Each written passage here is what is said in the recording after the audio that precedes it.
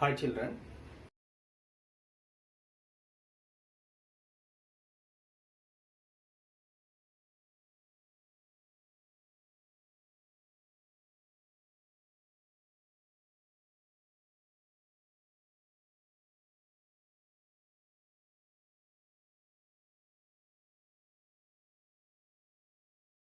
We'll show one video on formation of lenses. Lenses. Objectives: to understand the formation of a convex and a concave lens, and to understand how these lenses work. Convex lens. Arrange two prisms so that their rectangular rough surfaces are facing each other. The parallel rays incident on the prisms emerge on the other side after refraction and intersect at a point. Insert a few more slabs of rectangular prisms between the two prisms. The parallel rays incident on such an assembly will undergo maximum refraction at its top and bottom. The rays undergo no refraction at the center of the lens. Now, if we arrange two more prisms at the side of this arrangement, then the incident rays emerging from them also converge at the same point. A single piece of glass formed in this fashion is called a convex lens. We can consider these equally curved surfaces of the lens to be small parts of spheres. The center of these spheres is called the center of the curvature of the lens. The radius of the spheres is known as the radius of curvature of the lens. The line joining the center of curvature on both sides of the lens is known as the principal axis, which passes through the optical center of the lens. The light rays parallel to the principal axis and incident on one side of the lens undergo refraction and converge at a point on the principal axis on the other side. This point is called the focal point or focus of the lens. The distance from the optical center of the lens to the focal point is called the focal length of the lens. The focal length of the lens depends on its curvature. Take two lenses of the same diameter, but of different thickness and hence curvature. When the parallel light rays are incident on them, you can observe that the light rays passing through the thick lens undergo more refraction and get converged at a shorter distance, as compared to the thin lens, which causes less refraction. So we can observe that the thick lens has a shorter focal length than the thin lens. The image formed by the convex lens in this case is a real image of an object. The convex lens can focus the light from the sun to a point on the other side of the lens. The concentration of light energy at this point causes the paper to heat up and burn. The lens in a human eye is convex in nature. We should not look at the sun directly, as it can damage our eyes permanently. Hence, we have understood that the rays of light incident on a convex lens get converged on the other side. So it can also be called a converging lens. Let us look at another kind of lens, which diverges the light rays passing through it. Concave lens. Place two prisms with their vertices in contact and arrange a few slabs of rectangular prisms beside each of them. The parallel rays of light falling on such an arrangement refract away from the center. Overall, we can see that the light undergoes divergence and it emerges on the other side. A single piece of glass formed in this fashion, having inward curvature, is called a concave lens. The parallel rays of light incident on the concave lens undergo divergence as they emerge on the other side. If the divergent rays are extended backwards, then they appear to meet at one point on the principal axis on the same side of the object. This point is called the focal point of the concave lens. The sun viewed from a concave lens would appear as a point. If you place a paper at this point, it would not be heated. The image formed in this case is a virtual image. The concave lenses are used to correct short-sightedness in people suffering from myopia. A concave lens is also used in the peepholes of doors to get a minimized image of the person on the other side of the door. Image formation due to convex lens and ray diagrams. Case 1. First, object is at infinity. Object is at infinity. From the infinity object, we know that we are getting a parallel beam of light.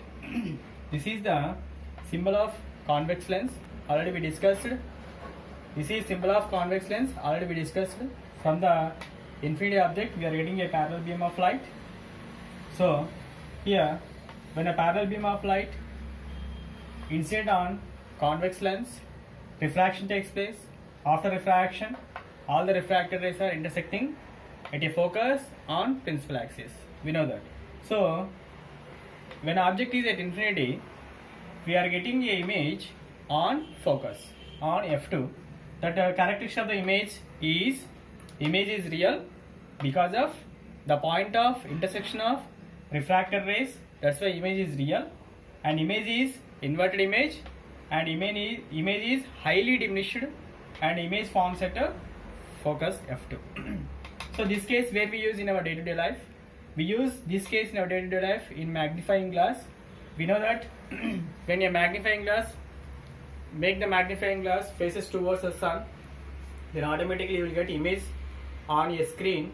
That image of the sun is very diminished. We will get a point sized image on paper. Case 2. When object moves towards the lens, the image moves away from the lens. This is the condition. When object beyond 2f1, when object beyond 2f1, here I am taking the object is candle. So in our textbook they gave one candle. They gave instead of the candle they gave an arrow mark. So here from the tip of the candle I am taking 2 rays. For drawing these are all ray diagrams. Already we discussed rules for drawing ray diagrams. Among those 3 ray diagrams I am taking two rules. Among those all rules I am taking only 2 rules. Here one is parallel to the principal axis. After refraction from the lens passes through the focus. Another ray which is passing through the optical center, there is no deviation. These 2 refracted rays are intersecting here. So when object is beyond 2f1, image forms between f2 and 2f2. See here, what is the characteristic of the image? Image is real, image is inverted, image is diminished, size of the image is very small, and image forms between f2 and 2f2. And third case, object is at 2f1. When object is at 2f1, where we will get image? For drawing ray diagrams, already we discussed that rules for drawing ray diagrams. I am taking 2 rules here. One is the ray which is parallel to the principal axis. After refraction from the convex lens passes through the focus. Another ray which is passing through the optic center. There is no deviation. These 2 refracted rays are intersecting here. Where the refracted rays are intersecting, there only we are getting the image of the candle. So here the base of the candle lies on principal axis. Here also in a image also lies in a image the base of the candle lies on principal axis. So where we will get image here? When the object is at 2f1, image also we will get at 2f2. So here image is real, image is inverted, image forms at 2f2. Then object size is equal to image size. Object size is equal to image size. Fourth case, object lies between 2f1 and f1. When object lies between 2f1 and f1, this is the object. From the object I am taking 2 rays. One is the parallel to the principal axis. After refraction from the lens, convex lens, passes through the focus, and second ray which is passing through the optical center. Then this ray, there is no deviation takes place. These 2 rays are intersecting here. Where the refracted rays are intersecting, there we will get image. That image we will get beyond 2f2. When object lies between 2f1 and f1, we will get image beyond 2f2. Here the size of the image, this is object is very small. When we observe, the size of the image is magnified, very big. It appears very big. So what are the characteristics of the image? Image is real, image is inverted, and image forms beyond 2f2, and image is magnified. This case where we can use this case in projector. In projector, when the object we have to adjust the object lies between 2f1 and f1, we will get a magnified image. Fifth case, object is at f1. Object is at f1. From the object I am taking two rays. One is parallel to the principal axis. After refraction from the convex lens passes through the focus. Another ray which is passing through the optical center. Then this is undeviated. These two rays are intersecting at infinity. So image forms at infinity. This is the reciprocal of first case. So here image is real, image is inverted, image forms at infinity, image is magnified image. Where we use this case in our day-to-day life. In our day-to-day life we use this case in searchlight used by hunters. And case 6, object lies between optical center. Object lies between focus and optical center. Object lies between focus and optical center. From the object I am taking two rays. One is parallel to the principal axis. After refraction from the lens, passes through the focus, passes through the f2. Another ray which is passing through the optical center, no deviation. These two refracted rays are not intersecting this side. That's why I am extending these two refracted rays this side. These two are said to be extended refracted rays. These refracted rays are intersecting here. So here we will get image. Image we will get the same side of the object. So inside the lens. So this case, what are the characteristics of the image? Image is virtual image. Why? Because the point of intersection of extended refracted rays is called virtual image. So image is virtual image. Image is erect image, and image forms same side of the object inside the lens, and image is highly magnified. This case where we use this case in our day-to-day life in a microscope. Concave lens case 1. This is the symbol for concave lens. Case 1, object is at infinity. From the infinity object we are getting a parallel beam of light. So these two are parallel beam of light. After refraction from the concave lens, diverging takes place. Why? Because this lens is diverging lens. So these two are refracted rays. These two refracted rays are not intersecting this side. That's why I am extending these two refracted rays this side. So these two refracted rays are intersecting at f2. So we will get image at f2. So image we will get image at f2. This image is the point of intersection of extended refracted rays. That's why that is the virtual image. This image is erect image. Image appears to forms at f2. Image is diminished. Second case, case 2. Here, before drawing to these ray diagrams, first we can draw one line on paper.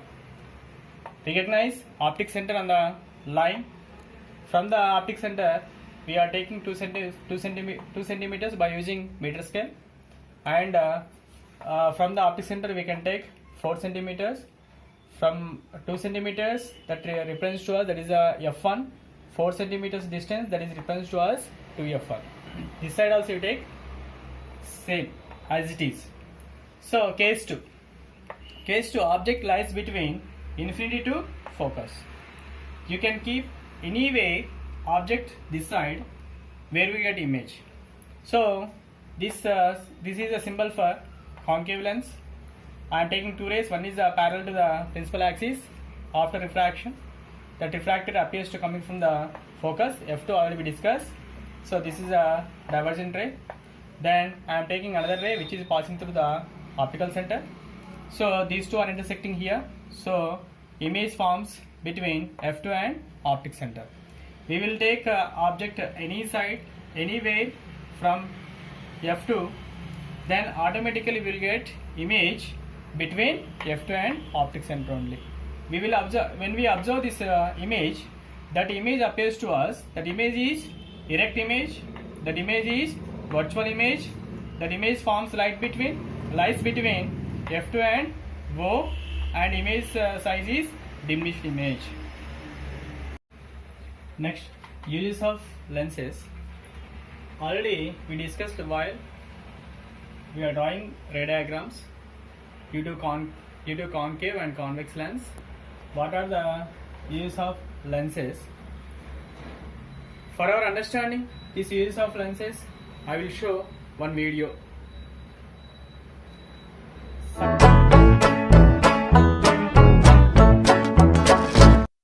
To capture an image, a basic camera has a lens and a lens opening. The light passes through the lens, and the lens opening controls how much light enters the camera. Whenever light passes through, it strikes the film or the digital sensor at the back of the camera and is recorded as a photograph. But whether or not you're a photographer, every day you're dealing with lenses and keeping objects in focus. Because even if you haven't picked up a camera or a smartphone, you're still using your eyes. The curvature of the lens in your eyes allows you to focus on objects at different distances and control some of the light that enters your eyes. The anatomy of the human eye made scientists think whether it was possible to use the same mechanics and make something that would reveal the wonders of nature that we can't see with our eyes. Let's take a closer look at the applications of lenses in our daily lives. We can see things that are super small or things that are out of this world with the help of lenses. For example, a magnifying glass. This simplest microscope of all is made from a single convex lens, a curved piece of glass that bends or refracts light rays passing through them, magnifying the object 5 to 10 times. However, microscopes used in schools and laboratories are actually compound microscopes. They use at least 2 lenses to produce a magnified image. There's a lens above the object, called the objective lens, and another lens near your eye, called the eyepiece. Most compound microscopes can magnify an object by 10, 20, 40, or even 100 times. But where a microscope allows us to see really small things, a telescope allows us to see things that are far away, even out of this world. A refracting telescope is a tube with 1 or more lenses at each end. Light from a faraway object enters the far end of the tube. The lens or lenses at that end, called the objective lens, bend the light. They focus it at a point near the other end of the tube. The light forms an image or picture of the object at this point. The lens or lenses at this end, called the eyepiece, magnify the image. Well, see these spectacles I'm wearing? It's because I can't see things far away. This happens because the light rays come into focus in front of my retina. For this sort of problem, my glasses are made of convex lenses. These bend the light towards the bottom and top of the lens, thus pushing the focal point back towards the retina and allowing me to see. Time for an exercise. What kind of lens is used in a flashlight and why?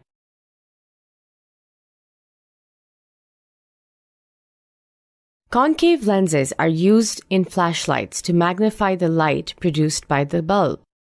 The light falls on the concave side of the lens, and the rays diverge on the other side. This increases the apparent radius of the light source and provides a wider beam.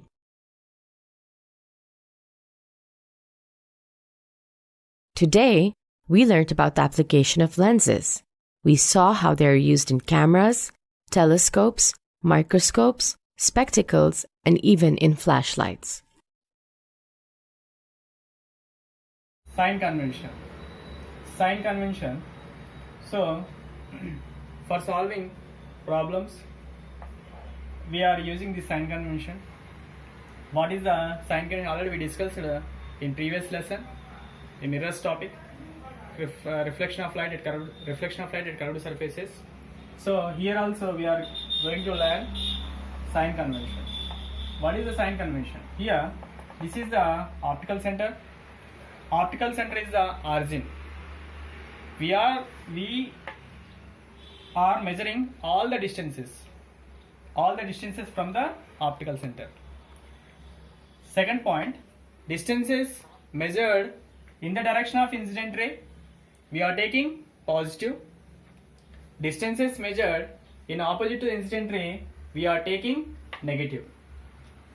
Above the principal axis, we are taking positive. Below the principal axis, we are taking negative. Now we are going to learn derivation of lens formula. What is the lens formula? 1 by f equal to 1 by v minus 1 by u. It is a formula which we make the relation between focal length of lens and image distance and object distance. So here I am taking convex lens. This is optic center. So AB is the object. From the object I am taking two rays. One is the parallel to the principal axis.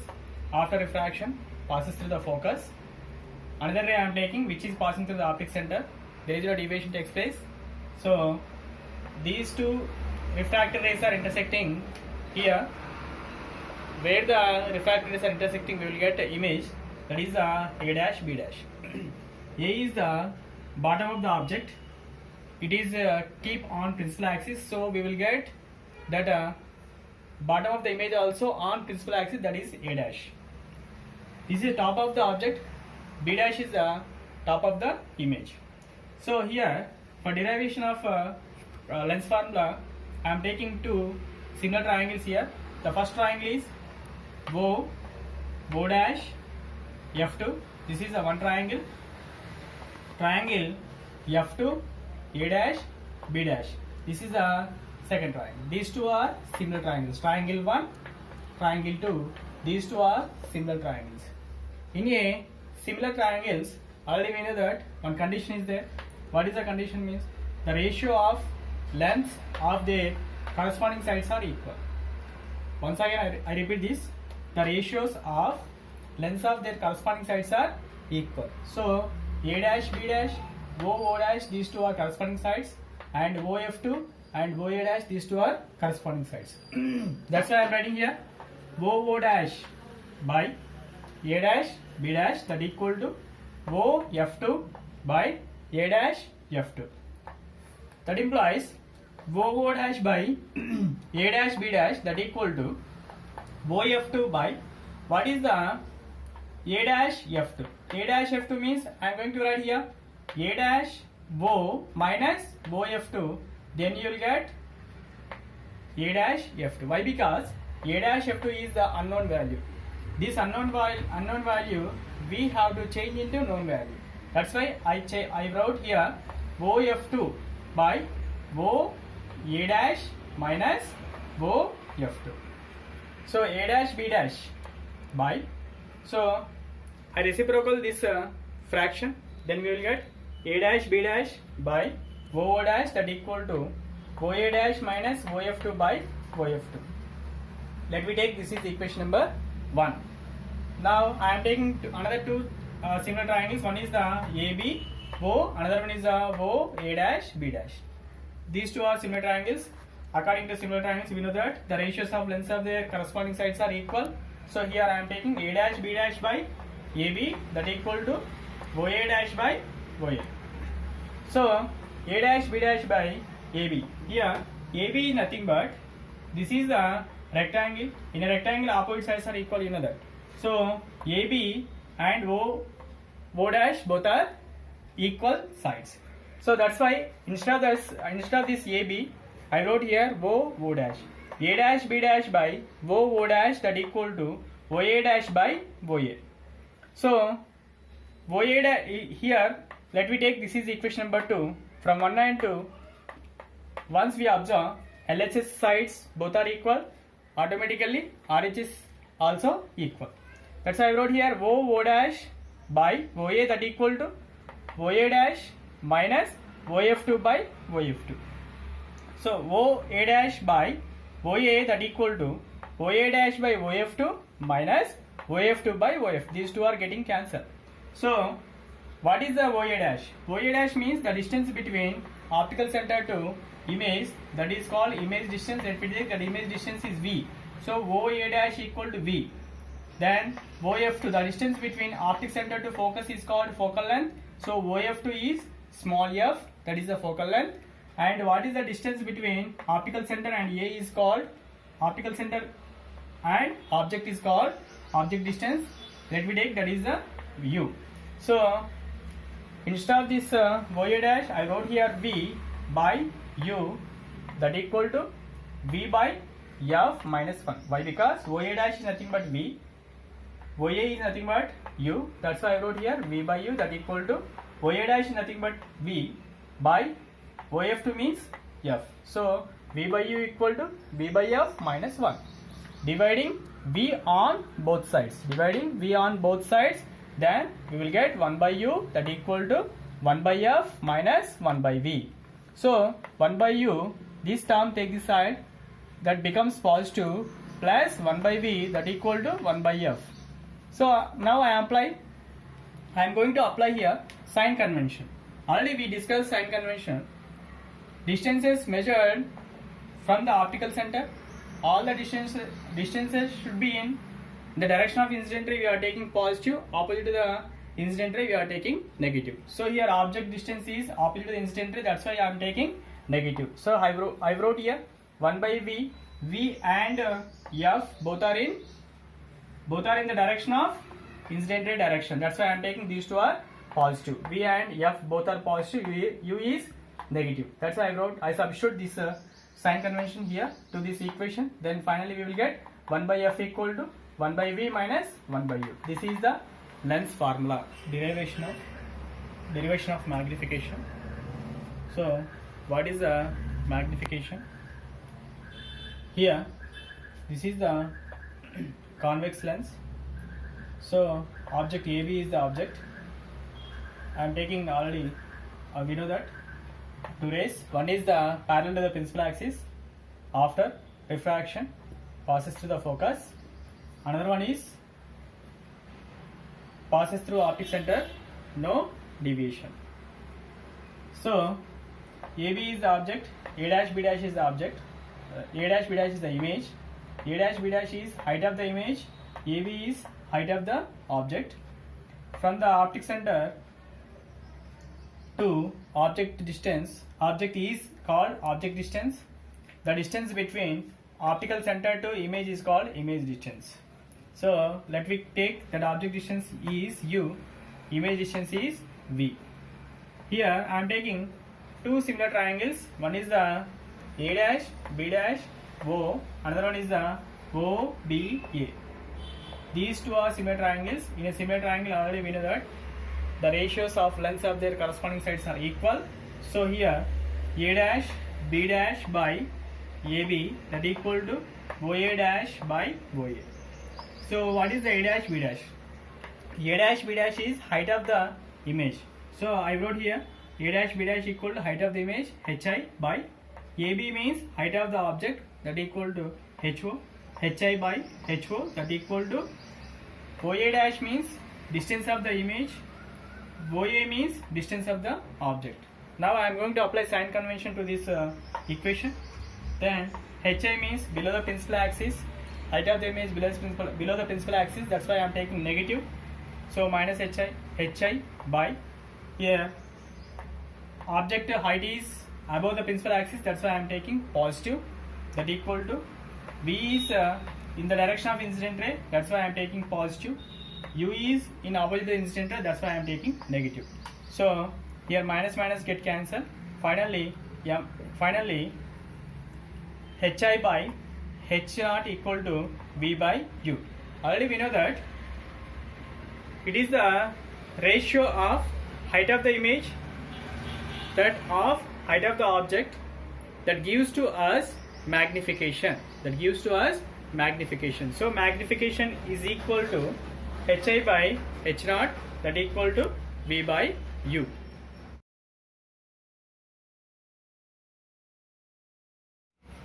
Today we discussed,